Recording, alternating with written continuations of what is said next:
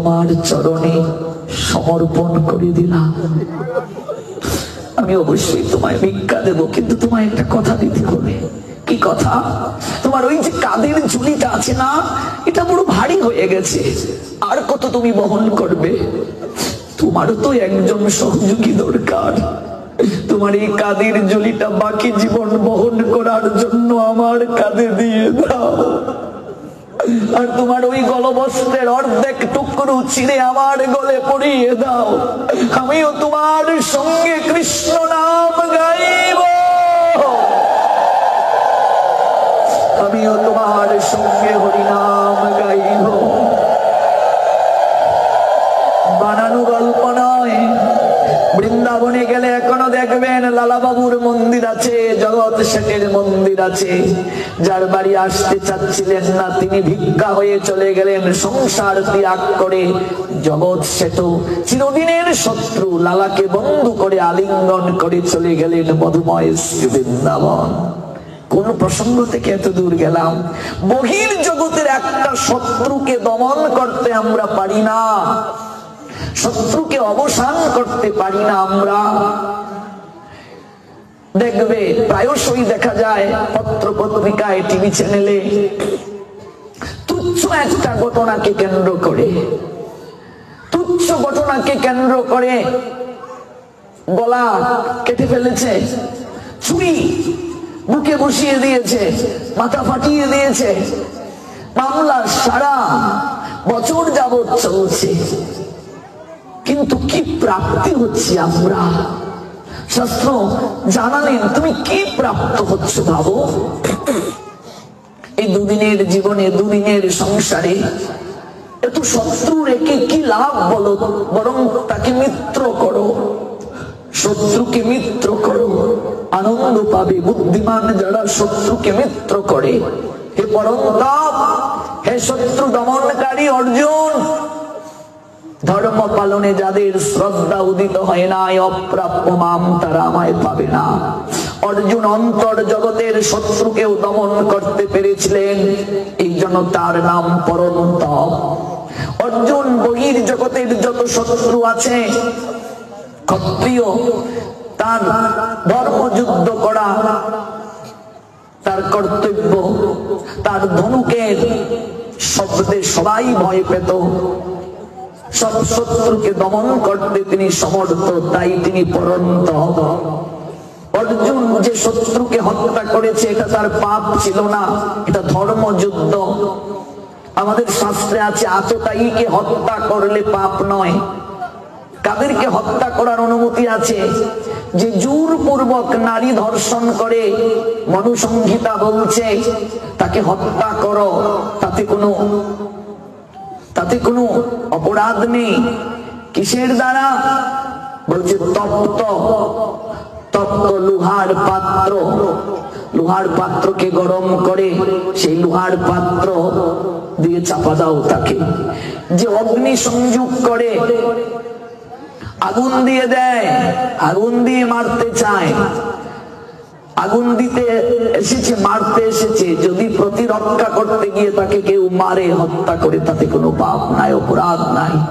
আপনার আরাধ্য ভগবানকে কেউ, মন্দিরকে কেউ ভাঙতে দিয়েছে, আপনি প্রটেক্ট করতে গিয়ে তাকে মেরে ফেলেছেন, তাতে আপনার কোনো পাপ নেই, আপনার কোনো অপরাধ নেই। আততায়ীকে মারলে কোনো পাপ নাই, অপরাধ নাই। প্রতিরক্ষা করতে গিয়ে, নিজেকে সেভ করতে গিয়ে মেরেছেন, তাতে কোনো রক্ষা নেই। সুরক্ষিত হওয়ার জন্য মেরেছেন, অপরাধ নেই।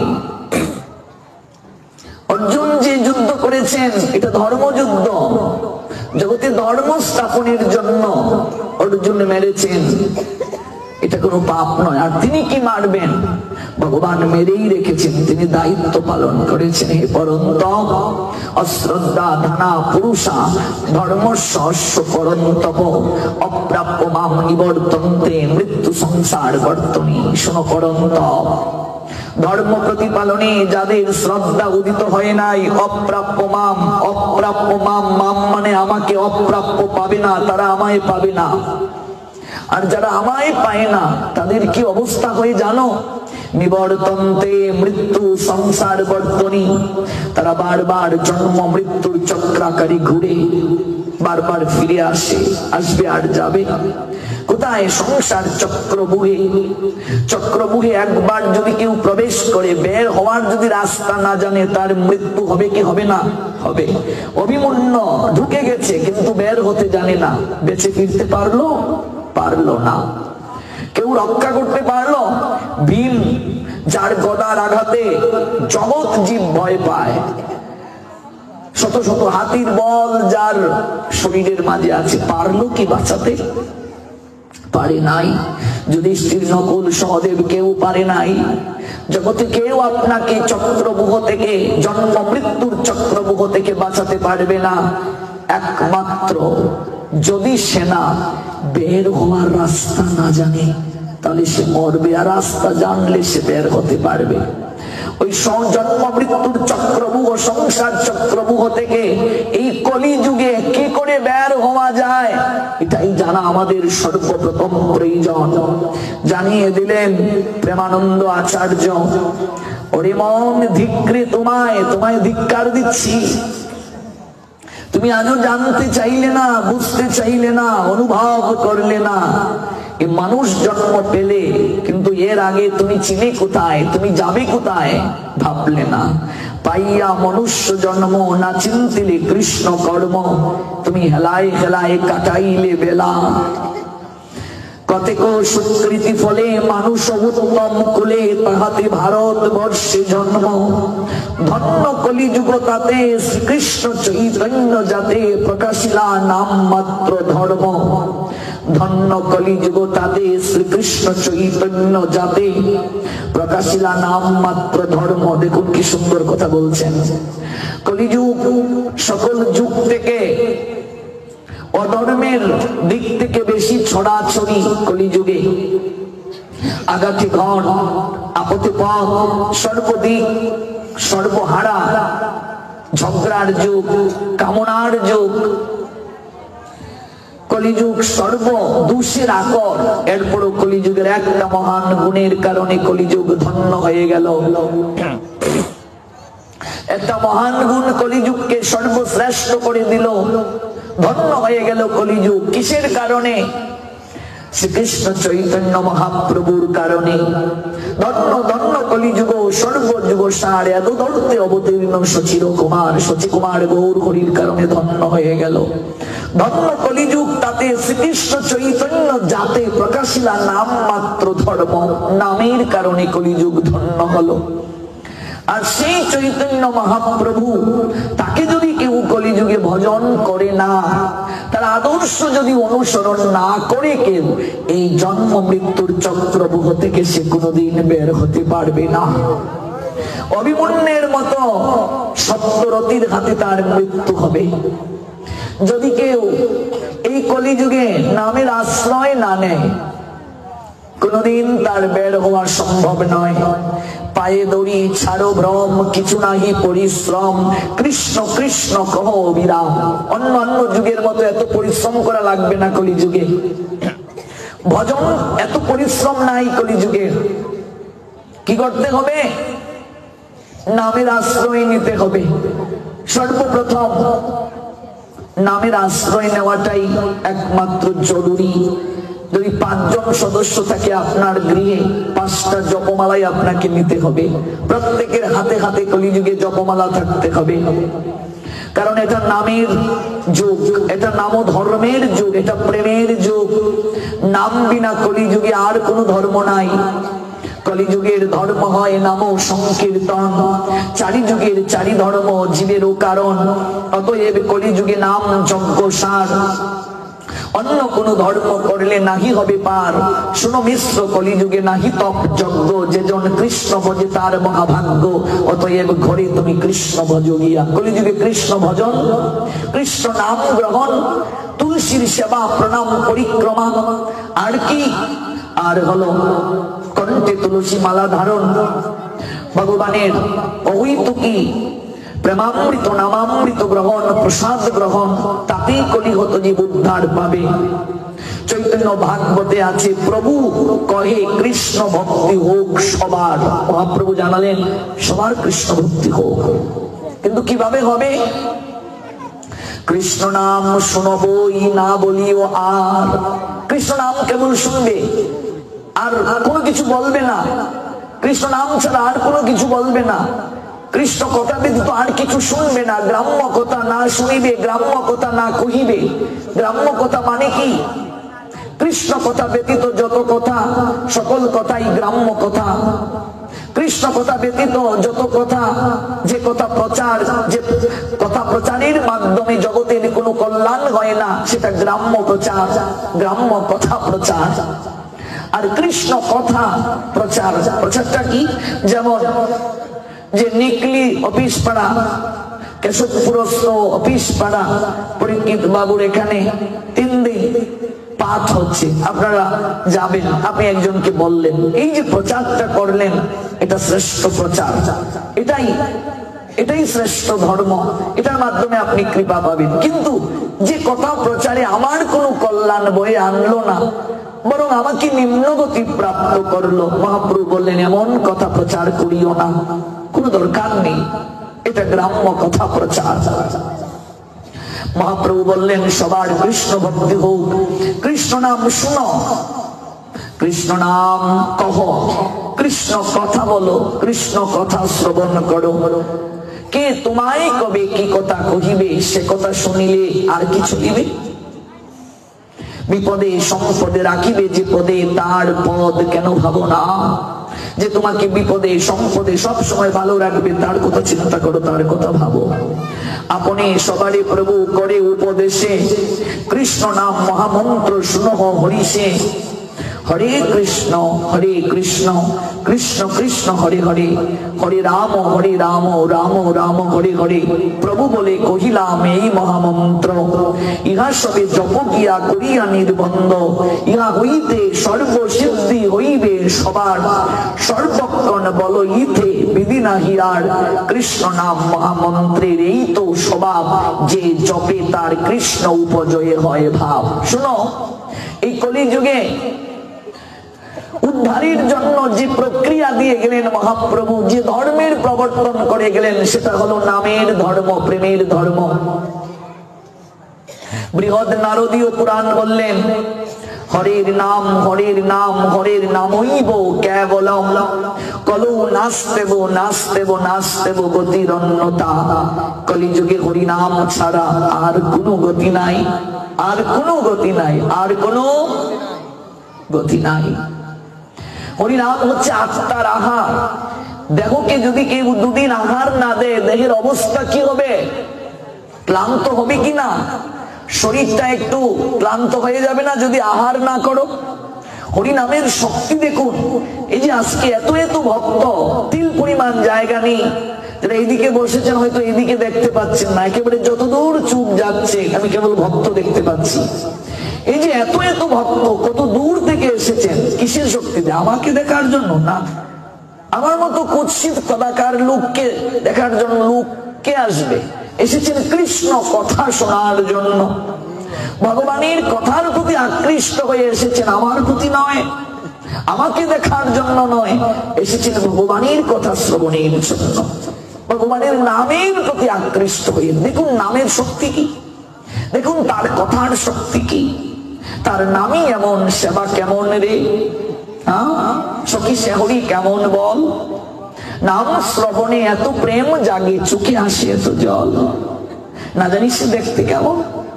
তাহলে এই নাম যদি শ্রেষ্ঠ হয়, নাম যদি আত্মার আহার হয়, কৃষ্ণ কথা যদি আত্মার আহার হয়, কৃষ্ণ নাম যদি আত্মার আহার হয়, তাহলে নিজের বুকে হাত দিয়ে এখন আমরা নিজেকে প্রশ্ন করব, আমি কি প্রতিদিন আহার করার আগে, অর্থাৎ দেহকে আহার দেওয়ার আগে আত্মার আহার কি দিচ্ছি? হরিনাম করছি? একটা সাক্ষাৎকার শুনলাম, ইস্কনের একজন গুরুদেব আছেন রাধানাথ স্বামীজি, তার একজন শিষ্য, তাকে প্রশ্ন করা হলো যে আপনি এত শক্তি কোথা থেকে পান? এই যে লক্ষ লক্ষ লোক আপনার মোটিভেশন গুলো শুনে আপনার কথা শোনার জন্য বসে থাকে, আপনার মানে এই শক্তিটা করতে গেল। আপনি কি করে সবাইকে এতক্ষণ বসিয়ে রাখেন? উনি বললেন, এটা আমার কোনো শক্তি নেই। আমি ঘুম থেকে উঠে ভোরবেলা আগে আমি হরিনাম করি, কৃষ্ণ নাম করি। এই শক্তিটা ভগবান আমাকে কলি যুগে তার নামের মাধ্যমে ভেতরে প্রবেশ করিয়ে দেন। এই শক্তিটা নামের মাধ্যমে ভেতরে আসে, আর আমি এখনো শিখি। আমি যে আশ্রমে থাকি, উনি বলছেন, সেখানে আমি আমার গুরুবর্গের আচরণগুলো অনুসরণ করি। আমি তাদের কাছ থেকে প্রতিনিয়ত শিখি, তাদের আচরণগুলো থেকে আমি শিখি। দেখুন, এটা এটা ভগবান আমায় দিয়ে করাচ্ছেন। বলছেন আমি কেবল একটা যন্ত্র, যন্ত্রী আমায় দিয়ে যন্ত্রটা পরিচালনা করছেন।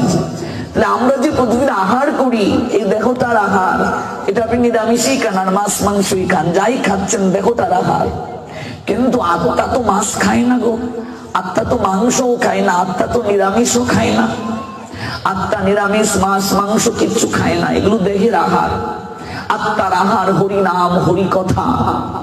এবার বিবেককে প্রশ্ন করতে হবে, আমার কি জপমালা আছে? আমি কি হরিনাম করছি? আমি কি আত্মাকে আহার দিচ্ছি? আত্মাকে যদি আমি আহার না দিই, আমার আত্মাই শত্রু হয়ে যাবে। গীতায় গোবিন্দ বলছেন, আত্মা আত্মার বন্ধু, আত্মা আত্মার শত্রু। আমার আত্মা শত্রু হয়ে যাবে। আত্মা পাখি, দেহ খাঁচা। আপনি পাখি কিনে আনলেন, রাখবে কোথায়? একটা ময়না কিনে এনেছেন, রাখবেন কোথায়? একটা খাঁচা দরকার আছে না? কিন্তু ময়না যদি মরে যায়, ময়না পাখিটা যদি উড়ে যায়, খাঁচাটার দরকার আছে? তো ভেতরে আত্মা যদি চলে যায়, দেহটার মূল্য আছে? কোনো মূল্য নাই। আত্মা আছে বলে আপনি বসে আছেন, কথা বলতে পারছেন, দাঁড়িয়ে আছেন। আত্মা চলে গেলে তো আপনার আমার শরীরের কোনো মূল্য নেই। এই জন্য আগে হরিনাম, আত্মার আহার, সেটিকে দিতে হবে। কাঁঠাল যারা ভেঙেছেন দেখবেন হাতের মাঝে কষ লাগে। আমি ছোটবেলা দেখেছি মাকে, মা যখন কাঁঠাল ভাঙতেন হাতের মাঝে তেল মেখে নিতেন। ও মা, তেল মাখছো কেন গো? কষ কম লাগবে। এটা রামকৃষ্ণ পরমহংসদেব কি সুন্দর কথা বললেন। সংসারটা কাঁঠালিন নিয়ে রে, দেখবে এই কুশের মাঝে মিঠা আছে, আর মায়ার কষও আছে কাঁঠালের মাঝে। যদি কষ হাতের মাঝে লাগবে এই ভয়ে যদি কাঁঠাল না ভাঙো, তাহলে তো কুশ খেতে পারবে না। হাতে কষ লাগবে এই ভয়ে যদি কেউ কাঁঠাল না ভাঙে, কাঁঠালের কুশ খেতে পারবে? পারবে না। ও মা, চোখের মাঝে দোয়া লাগবে এই ভয়ে যদি কেউ রান্না না করে, তাহলে কোনোদিন তার পক্ষে আহার করা যাবে? এখন না গ্যাসের চুলা বের হয়েছে, দোয়ার ব্যবস্থা নাই, কিন্তু আগে আগুন ধরানোর মতো এত কষ্ট। আমি ভাবতাম, আমি যখন রান্না করে পেতাম প্রসাদ, আমি তখন মাকে বলতাম, পৃথিবীতে সবচেয়ে যদি কোনো কঠিন কাজ থাকে, পড়াশোনার থেকেও কঠিন, গোল্ডেন অ্যাপ্লাস পাওয়া থেকেও কঠিন, তা হলো ভাত রান্না করা, অন্ন রান্না করা। কেন? কারণ আমি 6 মাস কেবল যাও খেয়েছি, হয় যাও নতুবা চাল। চাল অন্নটাই রান্না করতে পারি না, হয়তো যাও হয়ে যায়, নইলে চাল থাকে। আমি বললাম, ও মা, এটা কি করে সম্ভব? হয় যাও নতুবা চাল। মা বলতেন, এটা তো একটা অন্ন তো টিপ দিলেই বুঝে যায়। তা তো হয় না, কিন্তু এখন আর টিপ দিতে হয় না, দেখলে হ্যাঁ অন্ন হয়ে গেছে, তাড়াতাড়ি মার ফেল। এটা কি একদিনে হয়েছে? করতে করতে করতে করতে অভ্যস্ত। এখন এই মার ফেলতে গিয়ে যদি আমার হাতে পড়ে যায়, হাত পুড়ে যাবে। ডাইল সম্বাস দিতে গিয়ে যদি উপরে ছিটকে পড়ে যায়, তাহলে আমার জ্বলবে, তাহলে ডাইল খাওয়া কার হবে? বাতের ফ্যান যদি গায়ে পড়ে যায়, এটা পুড়ে যাবে। এই ভয়ে যদি কেউ অন্ন রান্না না করে, সে খেতে পারবে? তাহলে রামকৃষ্ণ পরমহংসদেব বলেন, ওরে কাঁঠালের কষ গায়ে লাগবে বলে যদি কাঁঠাল না ভাঙ্গিস, তাহলে কুশ যেমন খেতে পারবি না। সংসারে যেদিন ঢুকবে, সেদিন থেকে ওই সত্যি কথাটাও ভেতরে ঢুকিয়ে দে। এখানে মায়ার কষ রয়েছে। সংসারে ঢুকবে যেদিন থেকে, গাধার মতো সেদিন স্ত্রীর বোঝাও তোকে বহন করতে হবে, সন্তানের বোঝাও তোকে বহন করতে হবে, মায়ার কষ তোর গায়ে লাগবে। তাহলে ঠাকুর করবটা কি? শিষ্য ঠাকুরকে জিজ্ঞেস করলেন। রামকৃষ্ণ পরমহংসদেব ঠাকুর বললেন, দেখবি মায়েরা কষ গায়ে কিংবা হাতে বেশি লাগবে না, এই জন্য তেল মেখে নেয়। তাই সংসারে ঢুকে ঘুম থেকে উঠে আগে কৃষ্ণ নামের তেল সারা গায়ে মেখে নেবে। গৌর প্রেমানন্দে কৃষ্ণ নামটা করে নেবে, নাম আগে করে নেবে। কোথাও যাবি আগে নাম করে নেবি। কৃষ্ণ নামের তেল যদি কেউ মেখে নিতে পারে, মায়ার কষে তো গায়ে লাগবে না। কিন্তু দুর্দশাটা কি, আমরা নাম করতে চাই না, কৃষ্ণ নাম করি না। এখানে কজন আছে যাদের এখনো জপমালা নাই? হাত তুলতে হবে না, নিজেই বিবেককে প্রশ্ন করুন যে আমি এখনো জপমালা নিলাম না, এখনো আমি নামের আশ্রয় নিলাম না। ওমা, 8 বছর বয়স থেকে জপমালা নেওয়ার বিধি, 8 বছর বয়স থেকে কণ্ঠে তুলসীর মালা ধারণের বিধি, 8 বছর বয়স থেকে একাদশী ব্রত পালনের বিধি। এর আগে আমাদের হিসাব হয় না চিত্রগুপ্তের কথায়। সন্তানের বয়স 8 হয়ে গেলে প্রত্যেক মা বাবার দায়িত্ব সন্তানকে বলা, ব্রতটা পালন করো, একাদশী, জপমালা নাও, হরিনাম করো। মা বাবা যদি এই ডিউটি পালন না করেন, তাকেও পিছনে কাঠ গড়ায় দাঁড়াতে হবে। 8 বছর বয়স থেকে একটা লোক যদি 1 মালা করে জপ করে, আমার কথাটা ধ্যান দিন, 60 বছর বয়সে সে এলো, প্রতিদিন 1 মালা করে করেছে। 1 মালা জপ করতে ঊর্ধ্বে 6 মিনিট সময় লাগে। 108 বার হরিকৃষ্ণ মহামন্ত্র 6 বছর থেকে একটা বাচ্চা 60 বছর বয়স পর্যন্ত প্রতিদিন করে এলো, 6 মিনিট করে প্রতিদিন করলো। এবার 60 বছর বয়সের একটা ব্যক্তি যে কোনোদিন হরিনাম করে নাই, 60 বছর বয়সে এসে সাধু সঙ্গ করে বুঝতে পারলো তার কলিযুগে উদ্ধার হতে গেলে একমাত্র হরিনাম ছাড়া আর গতি নাই, তার জপমালা নেওয়া দরকার। এবার সেই লোকটা জপমালা নিল, 16 মালা থেকেই সে প্রতিদিন শুরু করলো। বাপরে, আমার তো আর সময় নাই গো, আমার 60 বছর হয়ে গেছে। 16 মালাই নিয়ে নিল প্রথম দিন। 6 বছর থেকে যে 1 মালা করে এলো, ওই লোকটা থেকে 60 বছরের লোকটা এগিয়ে না পিছিয়ে? তার জায়গায় যেতে তার জীবনের বেলা আর থাকবে? আপনি অল্প করে করুন, কিন্তু সঠিক সময়ে থেকে করুন, নতুবা আপনি খরগোশের মতো দৌড় দিয়ে আর পারবেন না গন্তব্যে যেতে। খরগোশ ঘুমাচ্ছিল, এত রুদ্র, আরে কচ্ছপ আমার সঙ্গে কি দৌড় দেবে, একটু ঘুমিয়ে নেই, গাছের নিচে ঘুমিয়ে আছে। এদিকে শিয়াল হলো আম্পিয়ার, ফু দিল বাঁশিতে। কচ্ছপ ভাবছে, ওরে বাপরে বাপ, আমি তো অল্প অল্প করে হেঁটে হেঁটে যাই, খরগোশ যেহেতু ঘুমাচ্ছে, সে কখন দৌড় দেবে, খেলা যেহেতু শুরু হয়ে গেছে, ওর দিকে তো আমায় তাকালে হবে না, আমি একটু একটু করে দৌড় দিই। ও একটু একটু করে যাচ্ছে, খরগোশ একটু করে চুপটা খুলো, বলছে তুই আর কত দূর যাবি রে, আমি এক দৌড়ে সীমানা পার হয়ে যাব, তুই যেতে থাক, আমি আর একটু ঘুমাই। এবার ঘুমিয়েছে, আবার তাকালো, বলছে ও মাত্র এতটুকু গেলি রে, এতক্ষণে, হ্যাঁ, আর আমি তো এক দৌড়ে চলে যাব, আর একটু ঘুমাই। এবার যখন চোখটা খুললো খরগোশের, দেখে প্রায় সীমানার কাছাকাছি কচ্ছপ চলে গেছে। এবার খরগোশ একেবারে প্রাণপণে দৌড় দিল, সীমানাকে অতিক্রম করতে পারলো। আপনি কচ্ছপের মতোই যান, কিন্তু সময়ে থাকতে রওনা দিন, নতুবা লাভ হবে না। অল্প করে করুন, কিন্তু সময় থাকতে করুন, যৌবন শাক থাকতে করুন। গতকাল আমরা শুনেছিলাম, আমরা সবজি নিয়ে যাই টাটকা, ফলমূল নিয়ে যাই টাটকা, ফুলের মালাটা টাটকা নিয়ে যাই, সবকিছু কিনতে টাটকা, আর নিজে যাই বাসি হয়ে ভগবানের কাছে। বৃদ্ধকালে ইন্দ্রিয় অচল হয়ে গেল, তখন যাই ভগবানের কাছে। আমি অনুরোধ করছি, যাদের জপমালা নেই, জপমালাটা নিন, প্রকৃত সাধুর কাছ থেকে শোধন করে নিন, তাহলে জপের মালায় ক্রিয়াটা বেশি পাবে। প্রকৃত সাধুর মুখ থেকে হরিনাম যেমন মানুষকে কল্যাণ করে, প্রকৃত সাধু যদি কাউকে কৃপা করে, তার সকল কিছু লাভ হয়। আপনি 2 মালা করে করুন, 2 মালা করতে উঠতে 10 থেকে 12 মিনিট সময় লাগে। 2 মালা করতে থাকুন, তাতেই দেখবে এই নাম একদিন আপনার চিত্ত শোধন করে ধীরে ধীরে 16 মালায় নেবে। কিন্তু সময় গেলে সাধন হবে না। পায়ে ধরি ছাড়ো ভ্রম, কিছু নাহি পরিশ্রম, কৃষ্ণ কৃষ্ণ কহ অবিরাম, কহ লক্ষ্য কথা আন, নাহি না আলিস জ্ঞান, কি ভাব কি বুঝা কৃষ্ণ নাম। এ যদি শুনো না ভাই, তবে আর গতি নাই, হেন জন্ম না হইবে আর।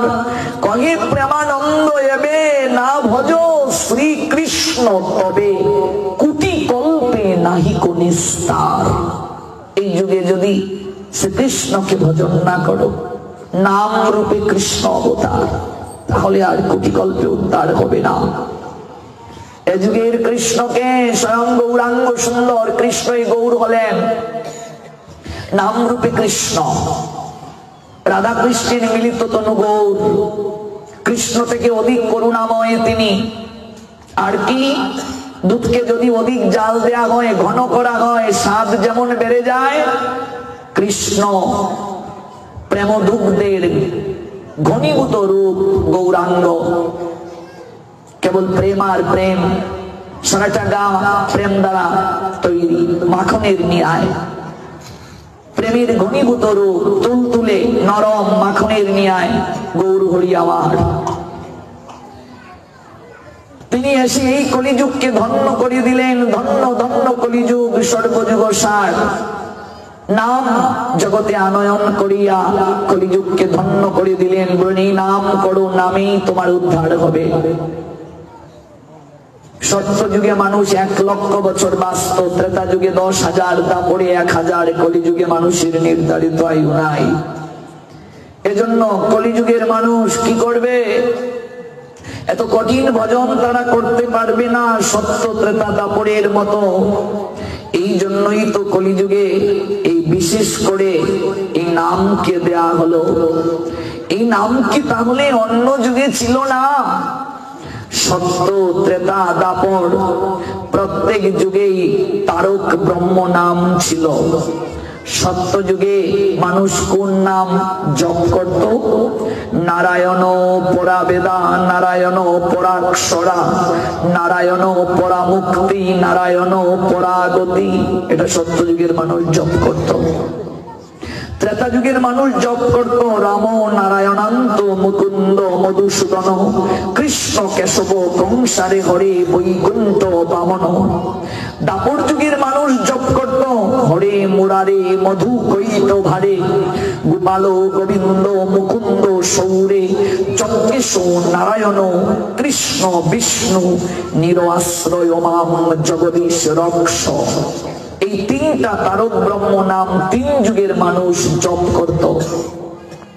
এই নামের মাঝে শক্তি অবশ্যই আছে, কিন্তু এই নামের মাঝে এত প্রেম নাই। যে প্রেম কলিহত জীব লাভ করলো, কোন প্রেম? রাধা প্রেম। রাধা প্রেমটা নাই। অন্য 3 যুগে রাধা প্রেম নাই এই নামের মাঝে। কলিযুগে নামের মাঝে রাধার প্রেমের ভাণ্ড থেকে প্রেম মাখিয়ে দেয়া হলো। কলিযুগের মহানাম কি? হরে কৃষ্ণ কৃষ্ণ কৃষ্ণ হরে হরে, হরে রাম রাম রাম হরে হরে। এটা কলিযুগের তারক ব্রহ্ম নাম। ভববিরঞ্চিত বাঞ্ছিত প্রেম জগতে ফেলিল ঢালি, কাঙ্গালে পাইয়ে খাইল নাচিয়া হাতে দিয়া করতালি। মনে রাখবে, নামার নামই কলিযুগে অভেদ। নামার নামই অভেদ। নাম সংকীর্তন হইতেই সর্ব অনর্থ নাশ হবে কলিযুগে। সর্ব শুভ উদয় কৃষ্ণ প্রেমেরও উল্লাস। সংকীর্তন হইতে পাপ সংসার নাশন, চিত্ত শুদ্ধি সর্বভক্তি সাধন উদ্গম। কৃষ্ণ প্রেম উদ্গম, প্রেম অমৃত আস্বাদন, কৃষ্ণ প্রাপ্তি সেবামৃত সমুদ্রে মজ্জন। চৈতন্য চরিতামৃতে আছে।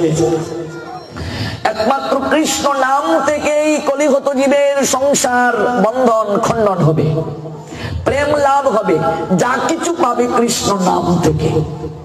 অপ্রিয় হলেও কথাটা সত্য। কলিযুগে পুজো পার্বণ ত্রেতার মতো, দাপরের মতো, সত্য যুগের মতো ধ্যান পুজো পার্বণ, তারপর যজ্ঞ কলিযুগে নাই। পুজো পার্বণ যে আমরা কলিযুগে করছি, এটা যুগ ধর্ম না। পুজো পার্বণটা কলির যুগ ধর্ম না। পুজো পার্বণের দ্বারা কলিহত মনুষ্য জীব কখনো সংসার থেকে মুক্তি পাবে না, প্রেম লাভ করতে পারবে না। আমরা জানি না হয়তো এই বিষয়টা। পুজো পার্বণের দ্বারা কোনোদিন কলিহত জীব মুক্তি পাবে না, কৃষ্ণ প্রেম লাভ করতে পারবে না। সত্যযুগের ধ্যান ছিল মানুষের যুগ ধর্ম, ত্রেতা যুগে যুগ ধর্ম ছিল যজ্ঞ, দাপরে ছিল পুজো পার্বণ পরিচর্যা। কিন্তু কলিযুগের ধর্ম কি পুজো পার্বণ? কলিযুগের ধর্ম কি ধ্যান? কলিযুগের ধর্ম কি যজ্ঞ? বলছে না। তাহলে কলিযুগেও তো আমরা যজ্ঞ করি, পুজো করি, ধ্যান করি। বলছে এগুলো ভক্তি লাভের জন্য যতটা প্রয়োজন আমরা ততটা নিয়েছি, কিন্তু একেবারে যুগের যে ধর্ম এটা কলিযুগে আমরা ওই সত্য ত্রেতা দাপরের মতো নিয়েই নাই। সত্যি কেবল ধ্যানের মাধ্যমেই মানুষ ভগবান প্রাপ্ত হতো, কিন্তু কলিযুগের মানুষ পারবে না। কেন? 5 মিনিট আহ্নিক মন্ত্র ধ্যান করতে বসি আমরা, তাতেই তো কুচিন্তা কুভাবনা ভেতরে ঢুকে যায়। কি করে আমি ভগবান পাবো ধ্যান করে? মন তো সংযত না। যজ্ঞ কলিযুগে এরকম সম্ভব নয়। এত বৃহৎ বৃহৎ যজ্ঞ ত্রেতায় করা হতো। যজ্ঞের জন্য অনেক বিধান, এগুলো বাদ দিলাম, শুধু একটা উদাহরণ দেই।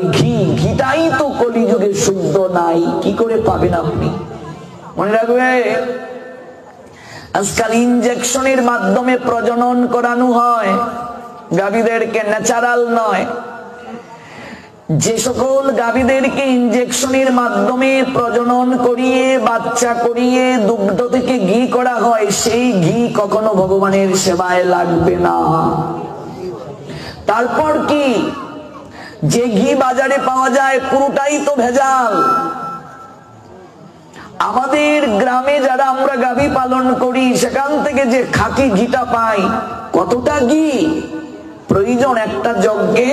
আমরা যে যজ্ঞ আদি করি এগুলো হচ্ছে ভক্তির অঙ্গস্বরূপ যজ্ঞ, তাই অল্প ঘি। কিন্তু অন্যান্য যুগে, ত্রেতা যুগে যে যজ্ঞ করা হতো, মাসের মাস যজ্ঞ করা হতো। যেমন দ্রৌপদী, তিনি যজ্ঞ থেকে আবির্ভূত হয়েছিলেন। পাঞ্চাল রাজা পুত্র প্রাপ্তির জন্য যজ্ঞ করেছিলেন। সেই যজ্ঞ বিশাল থেকে বিশাল করে, এটা কলিযুগে সম্ভব না। তার থেকে বড় কথা, যারা যজ্ঞ করেছিলেন তারা যতটা আচরণশীল ছিলেন, মন্ত্রের শক্তি তাদের মুখে এতটা ছিল, এতটা সদাচার জীবন তারা যাপন করতেন। কলিযুগে যারা যজ্ঞ করেন, যারা পৌরোহিত্য করেন, ব্রাহ্মণ যারা, ভুল বুঝবেন না, এবং আমি কোনো ব্রাহ্মণকে নিন্দাও করছি না, ভুল বুঝবেন না, তারা অধিকাংশরাই সদাচারী না। মন্ত্রের শক্তিটা তারা ধরে রাখতে পারেন নাই। অন্যান্য যুগে ব্রাহ্মণের মুখ থেকে যা বের হতো এটা বেদ বাক্য ছিল, আগুন বের হতো। আগুন মানে কি? তারা যে যাকে যাই বলতেন সেটাই ফলে যেত, এটাই আগুন। আগুন যেমন পুড়িয়ে দেয়, জেনে হাত দাও না জেনে হাত দাও, আগুনের ধর্ম যেমন পুরানো, তেমনি ভাবে ঋষিগণ ব্রাহ্মণগণ যাই বলতেন সেটাই ফলপ্রসূ হতো। অগ্নির নিয়ায় পুড়িয়ে দিত, সাপ দিলে অগ্নির নিয়ায় পুড়িয়ে দিত। আর এখনকার অধিকাংশ যারা মন্ত্র উচ্চারণ করি, যারা পুজো পার্বণ করেন, কথাটা আমি বলেই ফেলছি যদিও উচিত নয়, তাদের অধিকাংশদের মুখ থেকে সিগারেটের ধোঁয়া বের হয়, আগুন বের হয় না। তাহলে আমরা মুখটা শুদ্ধ রাখতে পারি নাই, মন্ত্রে কি করে কাজ করবে? হরিনাম যারা কীর্তন করছে তাদের অধিকাংশদের মুখ শুদ্ধ না। অশুদ্ধ মুখ থেকে যে মন্ত্র বের হচ্ছে সেই মন্ত্র দ্বারা তো আমার কল্যাণ হবে না। এই জন্য ওই যজ্ঞ পুজো কলিযুগের সম্ভব নয়। তাহলে কলিযুগে কি? কলির ধর্ম নাম সংকীর্তন, নিতাই গৌর সীতানাথ প্রেমানন্দে হরি বল। কলির ধর্ম হরিনাম, আর কোনো কিছু নেই। এই নাম মানে ওই নাম কীর্তনী পার্টি এনে নাম যজ্ঞ তা না। আপনি ঘরে বসে হরিনাম করছেন, এটাই যজ্ঞ, তাতে আপনি উদ্ধার পাবেন। হরিনাম করলেই কলিযুগে উদ্ধার। আচ্ছা ও বাবা, কোনো কথা যদি 3 বার বলা হয়, এই কথার গুরুত্ব কম না বেশি? বলছেন হরির নাম হরির নাম হরির নামৈব কেবলম, কলৌ নাস্তেব নাস্তেব নাস্তেব গতির অন্যতা। কলিযুগে হরি নাম ছাড়া আর কোনো গতি নেই, আর কোনো গতি নেই, আর কোনো গতি নেই। আচ্ছা, প্রথম বললেন গতি নেই, তারপর কি বললেন? গতি নেই, তারপর কি বললেন?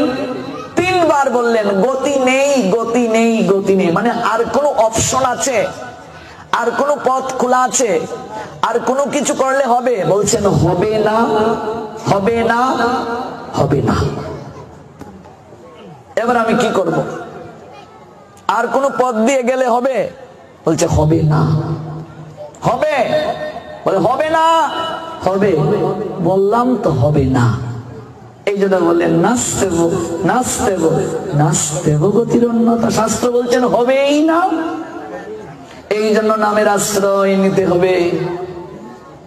এই নাম থেকেই কৃষ্ণ প্রাপ্তি হবে। কৃষ্ণ প্রাপ্তি সেবামৃত সমুদ্রে মজ্জন। কৃষ্ণ নাম করে না, সকল কিছু করছে। সাধুর প্রতি শ্রদ্ধা আছে, ভক্তি আছে, সবকিছু করছে, কিন্তু নাম করে না। টিকতে পারবে না, টিকতে পারবে না, নষ্ট হয়ে যাবে। কিন্তু নাম করছে, ওই নামেই তার সেবা বুদ্ধি জাগবে, সাধুর প্রতি প্রেম জাগিয়ে দেবে, গুরু নিষ্ঠা এসে যাবে নামের দ্বারা। নাম হাত ধরে সদ্গুরুর কাছে নিয়ে যাবে, নাম হাত ধরে নিয়ে যাবে। প্রমাণ ধ্রুব। ধ্রুব জানেনই না ভগবান কোথায় আছেন। পিতার কুলে উঠতে গিয়েছেন রাজা উত্তানপাদ, কুলে উঠতে গিয়েছেন ধ্রুব তার পিতার কুলে। বিমাতা এসে বললেন তুমি পিতার কুলে উঠতে পারো না কেন? আমার অধিকার আছে। বলছে কিসের অধিকার? তোমার মা হলো বনাচারী, দাসী, সে বনবাসিনী, সে। তুমি পিতার কুলে উঠতে পারবে না। রাজা উত্তানপাদ স্ত্রৈণ, ছোট রানীর কথায় উঠেন আর বসেন। ছোট মা এরকম কথা বলছে, প্রতিবাদ করছেন না। উত্তম কুলে আছে ধ্রুবর সৎভাই, তাকে নামিয়ে ধ্রুবকে কুলে নিতে চেয়েছিলেন পিতা, কিন্তু ছোট রানীর জন্য পারলেন না। যদি পিতার কুলে উঠার বাসনা থাকে, হরি আরাধনা গিয়ে করো, আমার গর্ভে এসে জন্ম নাও, তাহলে তুমি পারবে পিতার কুলে উঠতে। ব্যঙ্গ করে বললেন কি? যে তোমার সৌভাগ্য নেই পিতার কুলে উঠার, হরি তোমাকে সেই সৌভাগ্য দেননি। আমার গর্ভে যদি জন্ম নিতে, তাহলে তুমি পারতে পিতার আদর যত্ন পেতে। তোমার মা তো বনবাসিনী, মহারাজের কৃপা ভাজন হতে পারেনি, সে আমার ঘরে আসতে পারতে। যাও। কতটা কষ্ট পেয়েছে ভাবুন। ছোট্ট ধ্রুব 4 বছরের বাচ্চা কেঁদে কেঁদে মায়ের কাছে গিয়ে সব বৃত্তান্ত খুলে বললেন। মা নিজের দুর্দশার কথা চিন্তা করে কাঁদলেন। বললেন পুত্র, তোমার ছোট মা ঠিকই বলেছে। মানুষ দুঃখ পায় তার কর্মানুযায়ী। আমারই কর্ম খারাপ, তাই তো আমি রাজনন্দিনী থেকে রাজরানী হয়ে তারপর আজ বনবাসিনী হলাম। আমি মহারাজের কৃপা ভাজন হতে পারি নাই।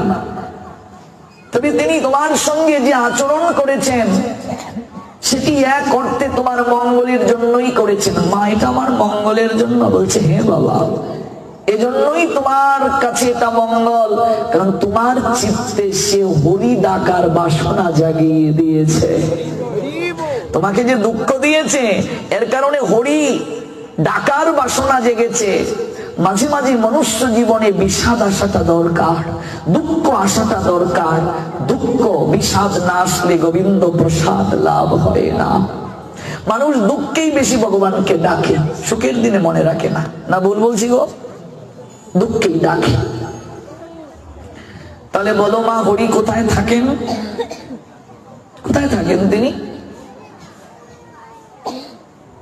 এবার মায়ের মন তো বিষণ্ণ হয়ে গেল যে আমি কি কথা বললাম। আমার একটাই ছেলে, যাকে আমি বুকে তুলে নিয়ে আমি সুখে দিন যাপন করছি, সে যদি আমায় ছেড়ে চলে যায়, আমি রাজ্য হারা, আমি বনবাসিনী, পুত্রকে কুলে নিয়ে আমি দিনাতিপাত করছি। এখন সে যদি আমায় ছেড়ে চলে যায়, আমি কি করে থাকবো? তাই ভয় যেন পায় পুত্র, এই জন্য জন্য মা বললেন তিনি বনে থাকেন, হরি বনে থাকেন। আর শোনো, বনে হিংস্র পশু বাস করে, হরিও থাকেন সেখানে। তুমি কি করে বনে যাবে পুত্র? তুমি একটু বড় হও, তখন তুমি যাবে। ধ্রুবের চোখে ঘুম নাই। রাতের আধারে মাকে প্রণাম দিয়ে সে ঘর থেকে বের হয়ে গেল। আর ডাকছে, তুমি কোথায় আছো? পদ্ম পলাশ লোচন শ্রী হরি, একবার দেখা দাও। যে জানি না হরি কেমন, দীক্ষা নেওয়া দরকার, মন্ত্র প্রয়োজন, সদাচার জীবন প্রয়োজন।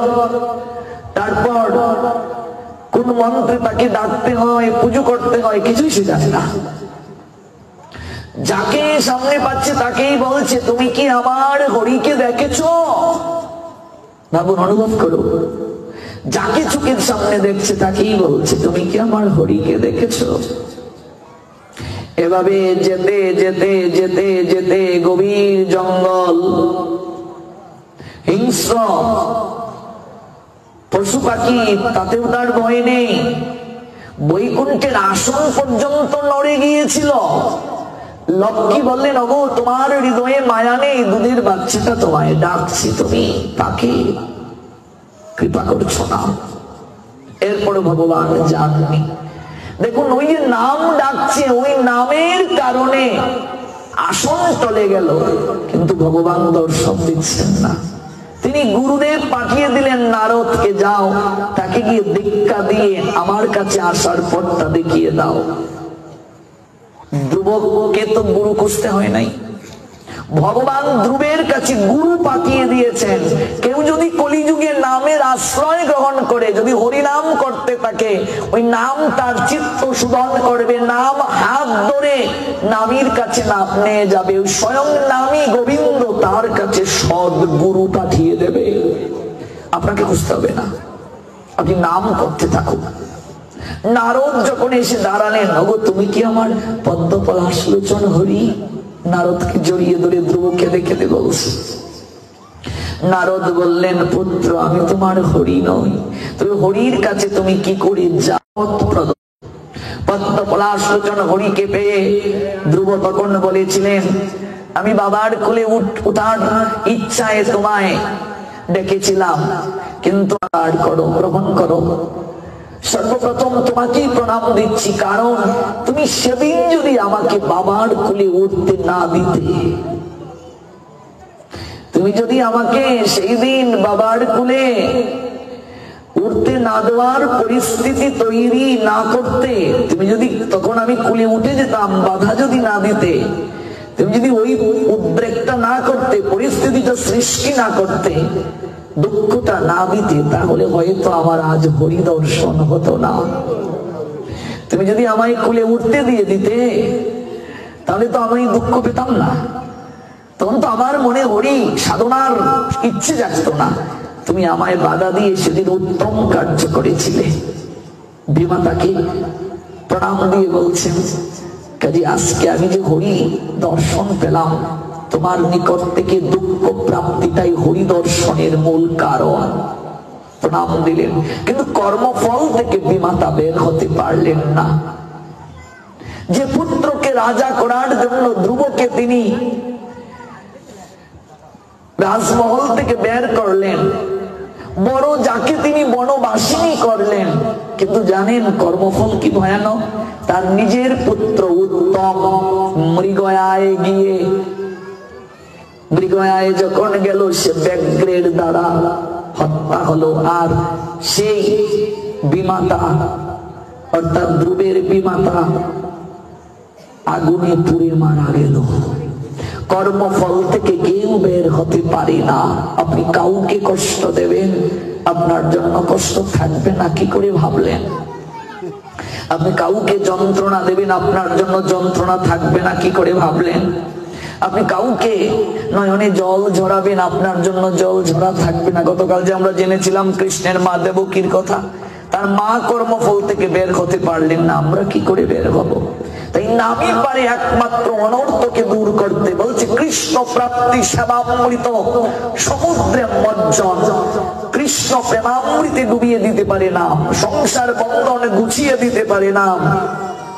সেই নাম কলিযুগ যুগের একমাত্র অবলম্বন। অনেক লোকের বাঞ্ছা অনেক প্রকার, কৃপাতে করিল অনেক নামের প্রচার। খাইতে শুইতে যথা তথা নাম লয়, কাল দেশ নিয়ম নাহি সর্বসিদ্ধি হয়। সর্বশক্তি নামে দিলা করিয়া বিভাগ, আমার দুর্দৈব নামে নাহি অনুরাগ। তুমি আমায় এমন এমন অহৈতুকী নামে অনুরাগ চিত্তে জাগিয়ে দিলে না, আমার অনুরাগ জাগলো না চিত্তের মাঝে। ওই নাম যে নামের মাঝে তুমি তোমার সকল শক্তি অর্পণ করে দিয়েছ। নাম নামকারী বহুদা নিজ সর্বশক্তি, স্তোত্রার পিতা নিয়মিত স্মরণেন কালো। এতাদৃশী তব কৃপা ভগবান মম অপি, দুর্দৈবম ঈদৃশ ইহ জৈন অনুরাগ। সেই নামে আমার এখনো অনুরাগ জাগলো না, ভক্তি জাগলো না। কলিযুগ ধন্য হলো একমাত্র সুলভ কৃষ্ণ নামের দ্বারা। মহাপ্রভু এই নাম জগতে আনলেন রাধার প্রেমের ভাণ্ড থেকে। নিতাই চাঁদ প্রচার করলেন, শুনো শুনো নিত্যানন্দ, শুনো হরিদাস, সর্বত্র আমার আজ্ঞা করো প্রকাশ।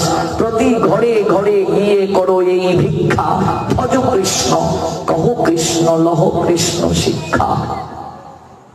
এই গৌর হরির কারণে কলিযুগ ধন্য হলো। এই গৌর হরির আবির্ভাব তিথি কবে? কাল দিন পর শুক্রবার। শুক্রবারে দোল পূর্ণিমার দিনে মহাপ্রভু আবির্ভূত হয়েছেন। রাধা গোবিন্দের দোল যাত্রায় গোধূলি লগ্নে আবির্ভূত হলেন। কোটি চন্দ্র গৌরাঙ্গের শুধু চরণে নয়, নিত্যানন্দের চরণ থেকেই কোটি চন্দ্র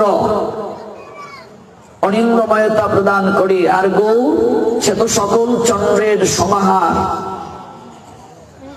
পূর্ণ চন্দ্র আসবেন বলে সেদিন চন্দ্র গ্রহণ হয়েছিল, চন্দ্র লুকিয়ে গিয়েছিল লজ্জায় যে আমার আর থাকার দরকার কি, পূর্ণ চন্দ্র আসবে তাই চন্দ্র গ্রহণ ছিল। ফাল্গুনী পূর্ণিমা তিথিতে নক্ষত্রে ফাল্গুনী ছিল। গোধূলি লগ্নে গৌর হরি এলেন। তাই গৌর পূর্ণিমায় কোন পর্যন্ত উপবাস থাকতে হয়? গোধূলি পর্যন্ত উপবাস থাকতে হয় নির্জলা। তারপর গোধূলির পরে, গোধূলি সময়টা তো বুঝেন সন্ধ্যার আগের মুহূর্তটা, দিন আর রাতের সন্ধিক্ষণ। তারপর অভিষেক করিয়ে জল ফল পেতে পারবেন, অসমর্থ হলে অন্ন খাওয়া যাবে না। কিন্তু দুর্ভাগ্য কি জানেন, যে গৌর হরি কলিযুগের ত্রাণকর্তা। আপনি যে সরকারের আমলে থাকবেন তার আইনটা প্রাধান্য হবে কিনা, তার দাপট প্রাধান্য হবে কিনা। কলিযুগের যিনি স্রষ্টা দ্রষ্টা তিনি হলেন মহাপ্রভু। অথচ দুর্ভাগ্য কি জানেন, এই দোল পূর্ণিমায় মহাপ্রভু এসেছেন। কত মূর্খের দল দোল পূর্ণিমার দিন দুপুরে খিচুড়ি খাওয়াচ্ছে প্রসাদ। এর থেকে মহাপাপ হতে পারে না, এর থেকে কষ্ট হতে পারে না, এর থেকে আর দুঃখ হতে পারে না। কৃষ্ণের জন্মাষ্টমী যতটা গুরুত্ব দিয়ে করতে হবে তার থেকে কোটি কোটি গুণ গুরুত্ব হবে মহাপ্রভুর জন্মতিথি পালন। কৃষ্ণ থেকেও কোটি কোটি গুণ গুরুত্ব এই তিথি, কারণ কৃষ্ণ থেকে অধিক করুণাময় মহাপ্রভু। এটা আগামীকাল জানাবো, আগামীকাল শোনাবো এই তথ্য। কৃষ্ণ থেকে অধিক করুণাময় তিনি, কৃষ্ণ থেকে অধিক দয়াময় তিনি। সব যুগে ভগবান অস্ত্র ধারণ করে পাপীকে সংহার করলেন, কলিযুগে ভগবান অস্ত্র ধারণ করে পাপী সংহার করলেন না, তিনি প্রেম দ্বারা জগতের সবাইকে ভাসিয়ে দিলেন। ভক্ত তাকে ডাকার আগেই তিনি হাত তুলে ডাকছেন, আমার কাছে আসো। অথচ সেই মহাপ্রভুর আবির্ভাব তিথি যে দোল পূর্ণিমা, এখনো 40 ভাগ লোক জানি না, আর বাকি 80 ভাগ লোক পেট ফাটিয়ে এই দিন খায়। আর কিছু কানার দল খিচুড়ি প্রসাদ দেয় দুপুর বেলা। অথচ এই যুগে বাস করছে ওরা। ওরে যে যুগে থাকি সেই যুগের ভগবানকে মানছিস না, তোদের উদ্ধার কি করে হবে রে? হ্যাঁ, আজ থেকে 540 বছর আগে দোল পূর্ণিমায় আপনি যদি অন্ন দিতেন তাতে কোনো সমস্যা ছিল না, রাধা গোবিন্দের দোল যাত্রা। কিন্তু যেদিন থেকে গৌর হরি এই তিথিতে জন্ম নিলেন সেই দিন থেকে অন্ন বিতরণ বন্ধ হয়ে গেল, কারণ মহাপ্রভু এসে গেলেন এই তিথিতে। এই তিথি পালন করা আমাদের দায়িত্ব। কলিযুগের মানুষ, কলিযুগের ভগবানের জন্ম যদি পালন না করে কি করে উদ্ধার হবে তাদের? কি করে তাদের মুক্তি সম্ভব? গৌরকে যদি না চিনলো, গৌরকে যদি না জানলো, গৌরকে যদি অনুভব করতে না পারলো, দুইটা উৎসব, একটা রাধা গোবিন্দের দোল যাত্রা, আর এই দিন যেহেতু মহাপ্রভু এসেছেন তাই এটা গৌর পূর্ণিমা। বরং রাধা গোবিন্দের দোল যাত্রা অধিক মাত্রা পেয়েছে মহাপ্রভুর জন্য। মহাপ্রভু না আসলে কেউ জানতো রাধা গোবিন্দের লীলা? এটা তো গোপনে ছিল, কে জানাতো জগৎকে? যদি গৌর না আসতেন রাধার মহিমা প্রেম রস সীমা জগতে জানাতো কে? কে জানাতো জগৎকে? আবার গৌর যদি না আসতেন, আর সেই গৌর আবির্ভাব তিথিতে দোল পূর্ণিমায় অন্ন প্রসাদ দেয়, খিচুড়ি খাওয়ায়। যারা খাবে ওরা নরকে যাবে, আর যারা খাওয়াবে ওরাও পাপী হবে, নরকগামী হবে। পরের দিন পারণ লেখা আছে দেখবেন পঞ্জিকায়, পরের দিন মহাপ্রসাদ হবে। মহাপ্রভু এলেন, কেন এলেন, তার তিথি কি করে পালন করব, এগুলো আমরা কাল বিস্তৃত ভাবে জানবো। নাম সংকীর্তন হইতে সর্ব অনর্থ নাশ, সর্ব শুভদয় কৃষ্ণ প্রেমের উল্লাস। সংকীর্তন হইতে পাপ সংসার নাশন, চিত্ত শুদ্ধি সর্বভক্তি সাধন উদ্গম। নামই পারে কলিহত জীবকে উদ্ধারের পথে নিতে। শ্রীমান মহাপ্রভু উদ্ধারের প্রক্রিয়ার পথ দেখিয়ে দিলেন। সর্বপ্রথম তুলসী চরণে আশ্রয় নাও, কণ্ঠে তুলসী মালা ধারণ করো, স্নান করাও, প্রণাম করো, পরিক্রমা করো। প্রভু কহে, আমি তুলসী না দেখিলে ভালো নাহি বাসু যেন মৎস্য বিনা জলে। মাছ থেকে জলকে যদি কেউ তুলে এনে সুফার মাঝে বসিয়ে বলে, আদর করে বলে, তুমি সুফায় বসে থাকো, মাছ বলবে, বাহ আমি খুব আরামে আছি। আচ্ছা, মাছ নদী থেকে তুলে এনে যদি এসি করে কেউ রাখে যে একটু এসির বাতাস খাও, মাছ কি ভালোবাসবে? মাছ বলবে না আমি খুব ভালো আছি?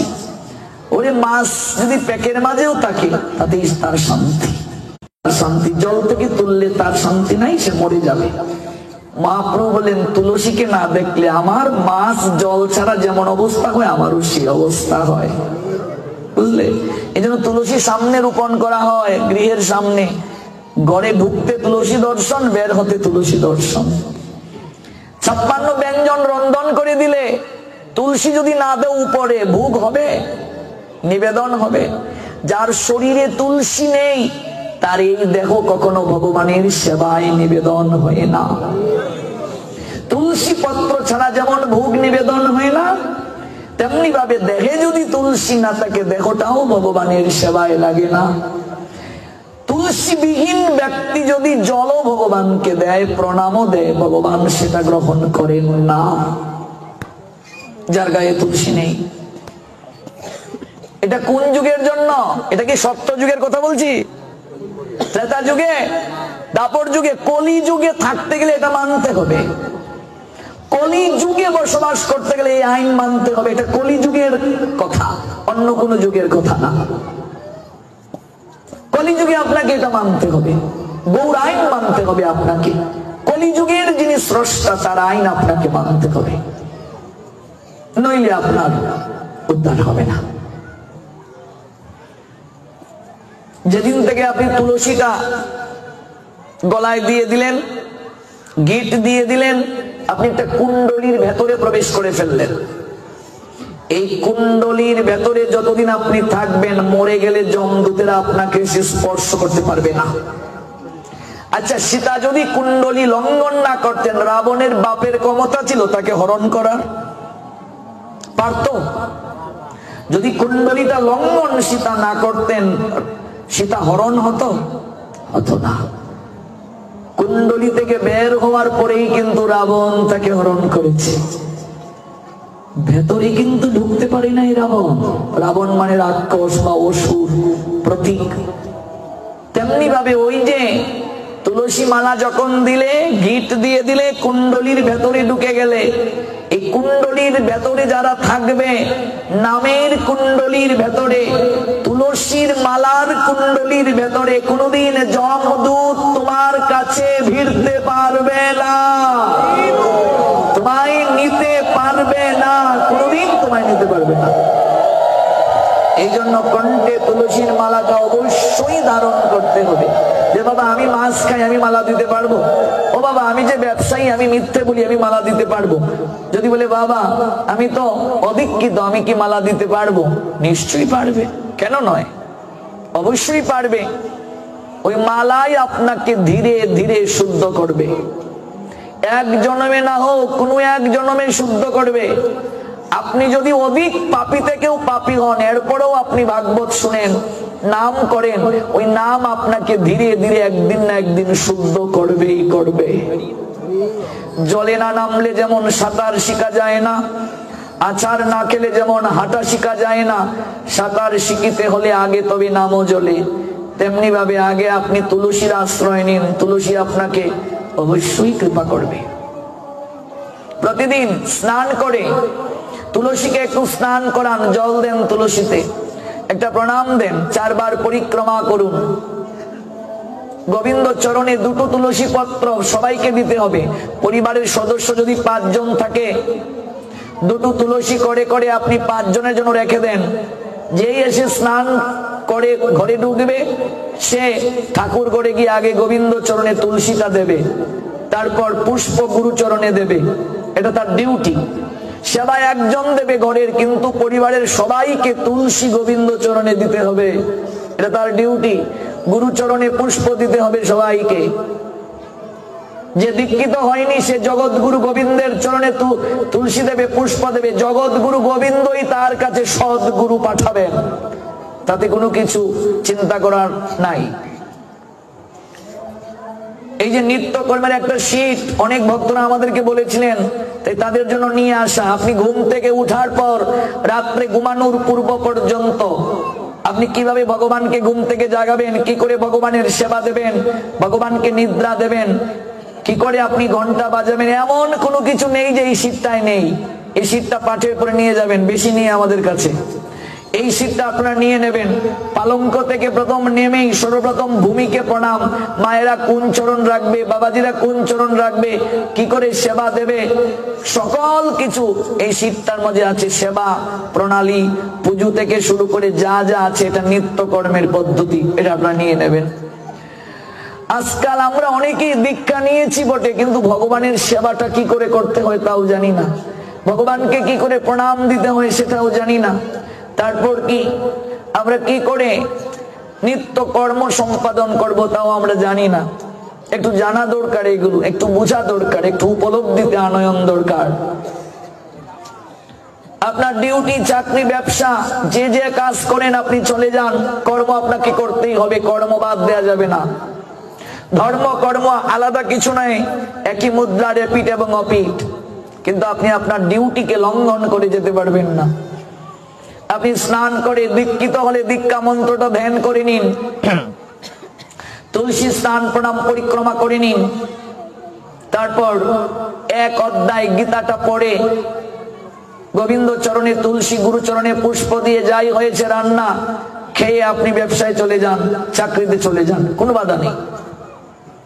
আপনার চোখে আলো আছে, আপনি পড়তে পারেন, চোখে দেখতে পারেন, কিন্তু আপনি গীতাটা পড়ছেন না, সংস্কৃত পারেন না, দরকার নেই, বাংলা পড়ুন। ভগবান সব ভাষা বুঝেন, সব বুঝেন ভগবান। আপনি কিচ্ছুই পড়তে পারেন না, নিরক্ষর, গীতা গ্রন্থটাকে অন্তত একটু বুকের মাঝে নিন আর বলুন, মরার পরে বুকে গীতা দিয়ে হবে কি? জীবিত অবস্থায় প্রতিদিন তোমায় বক্ষে ধারণ করছি, শেষের দিনে তোমার কুলে যেন আমার স্থান হয়। আর কিছু লাগবে না বলা, তাতেই হবে। ভাবুন, যদি ভগবান আপনার প্রশ্ন করেন, ওরে এই জগতে অনেক লোক আছে, অন্ধ করে ওদেরকে কর্মানুযায়ী আমি জন্ম দিয়েছি। কত লোক আছে চোখে আলো আছে কিন্তু অক্ষর জ্ঞান নাই, রিডিং পড়তে পারে না। তুই যে পড়তে পারিস, একটা দিনও তো আমার কথা জানলে না, পড়লে না, বুঝলে না, কি উত্তর দেবেন আপনি সেই দিন? ওরে একটা দিনও তো পড়লে না রে, তোর তো চোখে আলো আছে রে, কি উত্তর দেবে? সংস্কৃত পারেন না, বাংলা অনুবাদটা পড়ুন প্রতিদিন, এটা আপনার ডিউটি। তারপর আপনি ব্যবসায় চলে যান, চাকরিতে চলে যান, কে মানা করেছে? কিন্তু ডিউটি পালন না করে আপনি যদি ঘর থেকে বের হন, এটা তো মানা যায় না। আপনি দুমালা হরিনাম করে বের হন। ভীমকে বলেছিলেন যুধিষ্ঠির, ভীম কোথাও যাওয়ার আগে মঙ্গলময় ভগবান গোবিন্দের নামটা নিয়ে সে জায়গা থেকে বের হবে। ভীম প্রশ্ন করলেন যুধিষ্ঠিরকে, দাদা হরিনাম যারা করে তাদের উপরে কি বিপদ আসে না? মঙ্গলময় হরির নামটা নিলে বিপদ আসবে না তুমি বলছো, যারা হরিনাম করে ভগবানের নাম নেয় তাদের কি বিপদ আসে না? ভীম প্রশ্ন করেছেন। যুধিষ্ঠির মহারাজ বলছেন, ভীম তোমার উত্তর তুমি পাবে, তার আগে তুমি বলো, বৃষ্টি পড়ছে, কেউ যদি ছাতা মাথায় দিয়ে বৃষ্টিতে যায় তার গায়ে কি বৃষ্টি পড়ে না? গৌর প্রেমানন্দে। ভীম বলছেন, দাদা পড়ে, আংশিক বৃষ্টির জলের ছিটা পড়ে, কিন্তু ছাতা মাথায় না দিলে তো পুরো শরীর ভিজে যায়। যুধিষ্ঠির বললেন, হরিনাম নিয়ে যারা ঘর থেকে বের হয়, হরিনাম নিয়ে যারা দিনটা শুরু করে, যদি তাদের জীবনে বিপদটা তালের নিয়ে আসার কথা, ওই নামের প্রভাবে বিপদ তিলের মতো আসবে। গৌর প্রেমানন্দে।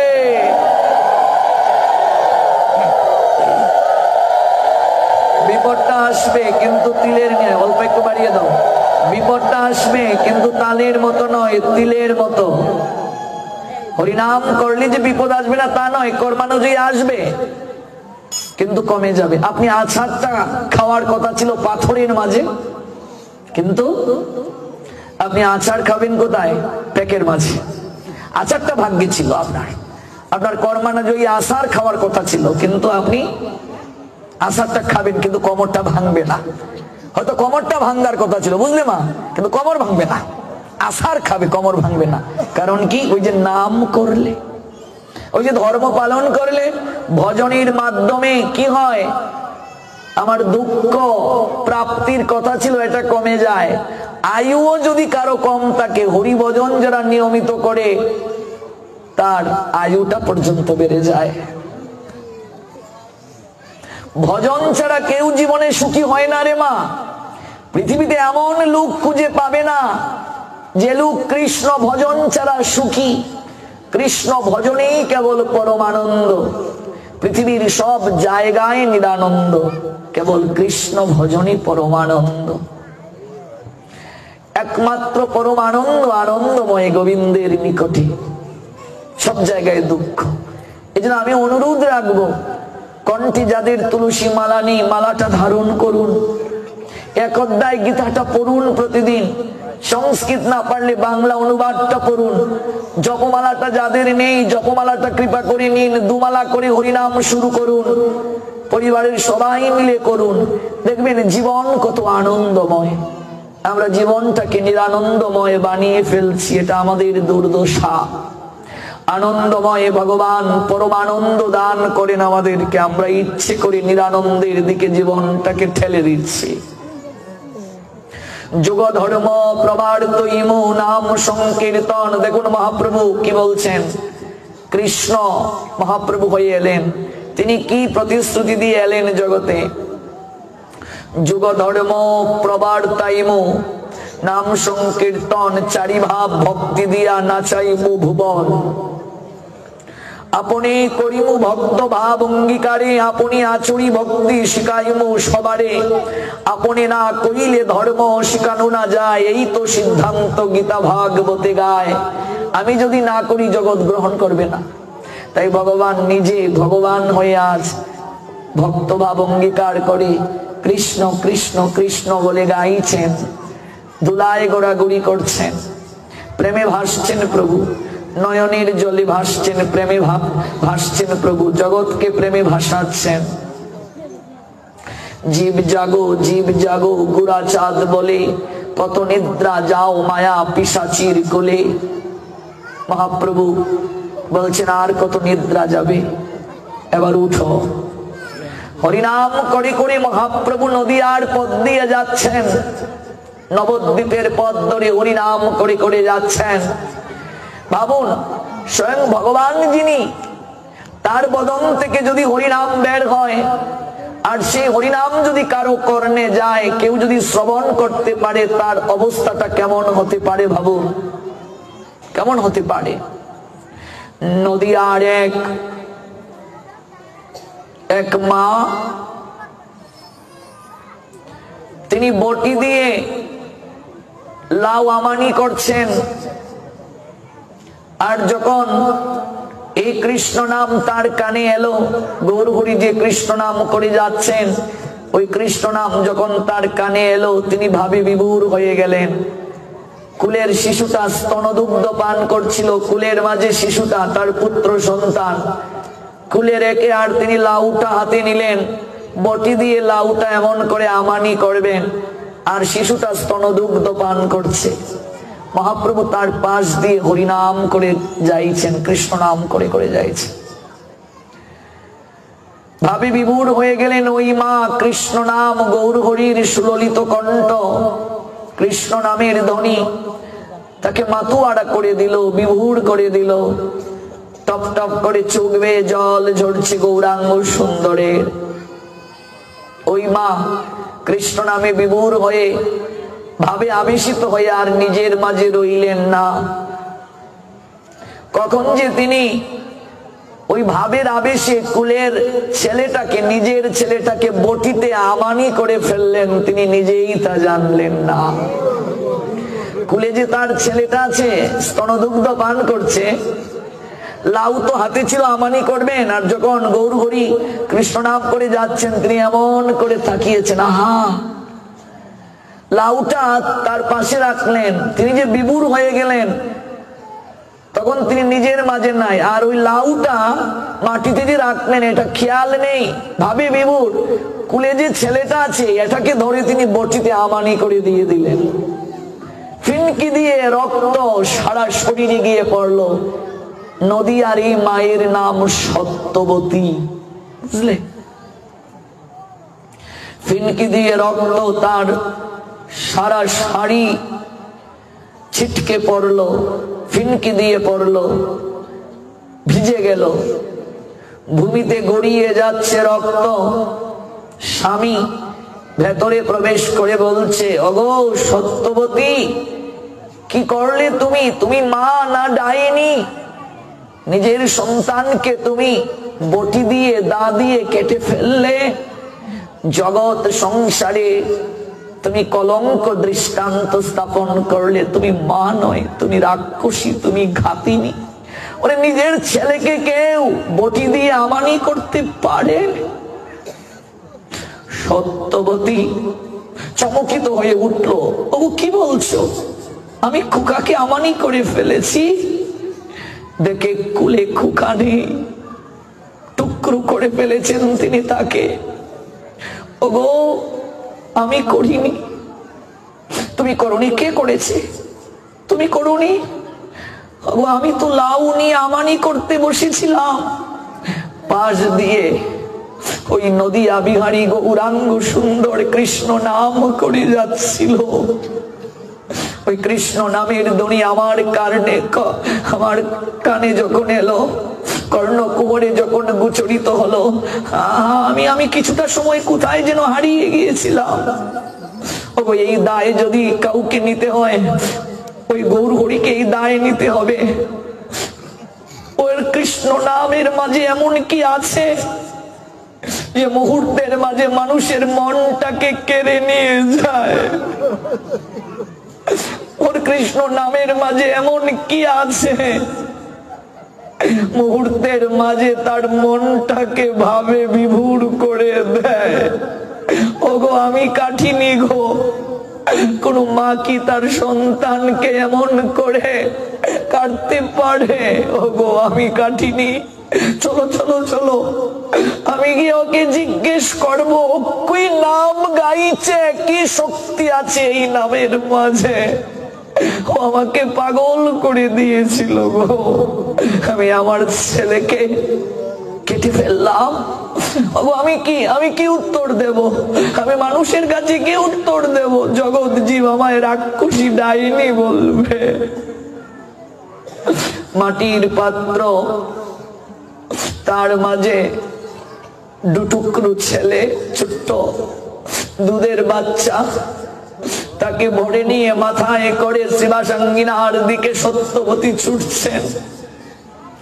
বন্ধ করো ঠাকুর তোমার এই নাম, বন্ধ করো। তোমার এই মুখে নাম কীর্তন আর শোভা পায় না। কি হয়েছে মা? কি অভিযোগ তোমার? তুমি কৃষ্ণ নাম আমার বাড়ির পাশ দিয়ে গেয়ে গেয়ে যাচ্ছিলে, আমি বিমূঢ় হয়ে গিয়েছি তোমার মুখে কৃষ্ণ নাম শুনে। আমি লাউ আমানি করতে গিয়ে আমার ছেলেকে আমানি করে ফেলেছি। বন্ধ করে তুমি এই নাম, যে নাম মানুষের প্রাণ কেড়ে নেয়, ওই নাম তুমি আর গাইবে না। তোমার এই নাম শুনে কত রাজা রাজ সিংহাসন ছেড়ে ভিখারি হয়ে আজ বৃন্দাবনে ধুলায় ঘোরাঘুরি দেয়। তোমার এই নামের কারণে কত জনের সংসার ভাঙলো, কত পুত্র পিতা মাতা ছেড়ে চলে গেল, কত স্ত্রী স্বামীকে ছাড়লো, কত স্বামী স্ত্রীকে ছাড়লো, কত জনের সংসার ভাঙলো, কত রাজা আজ ভিখারি হয়ে ধুলায় গড়াগড়ি দিল তোমার এই নামের কারণে। বন্ধ করো এই নাম। আর আমার মতো দুঃখিনী তোমার নামের কারণে নিজের পুত্রকে আজ দাদিয়ে কেটে ফেলেছে। বন্ধ করো তোমার এই নাম। গৌর হরি বললেন, মা, যে নাম প্রাণ কেড়ে নেয় সেই নাম কি প্রাণ আবার দিতে পারে না? যে নাম প্রাণ কেড়ে নেয় সেই নাম প্রাণ দিতেও পারে। মা, কোথায় কোথায় তোমার পুত্রের খণ্ডিত অংশ শরীরে রাখো, শিবাসঙ্গনে রাখো, নইলে যে নামের মহিমা জগতে প্রকাশ হবে না, মানুষ বুঝবে না কলিযুগে এই কৃষ্ণ নামের কত মহিমা। মাটির পাত্রের মাঝে সত্যবতীর পুত্রের খণ্ডিত দুটুকরো অংশ রাখা হলো। গৌর হরি নিতাই চাঁদার পার্শ্বদেরকে সঙ্গে নিয়ে দুটো বাহু তুলে কৃষ্ণ নাম করছে, নৃত্য করছেন, কীর্তন করছেন। নৃত্য কীর্তনে বিভোর নাম করতে করতে কিছুটা সময় এমন করে কীর্তন চলল, হরিনাম গাইছেন মহাপ্রভু, চোখ দিয়ে তার চটচট করে অশ্রু ঝরছে। সত্যবতী লুটিয়ে পড়ল, কাঁদছে সন্তান হারিয়ে। কিছু সময় পর সত্যবতী তার শিশুপুত্রের ক্রন্দনের ধ্বনি শুনতে পাচ্ছে। কৃষ্ণ নামে পুত্র আবার প্রাণ ফিরে পেল। গৌর হরি তাকে আবার পুনর্জীবন দান করলেন। এই পুত্রের নাম দিলেন কৃপাচার্য, যিনি গৌর লীলায় অনেক অবদান রেখেছেন। নাম কি করতে পারে, কিন্তু এই মহাশক্তি যে নামে আছে, ওই নামের আশ্রয় আজও আমি নিতে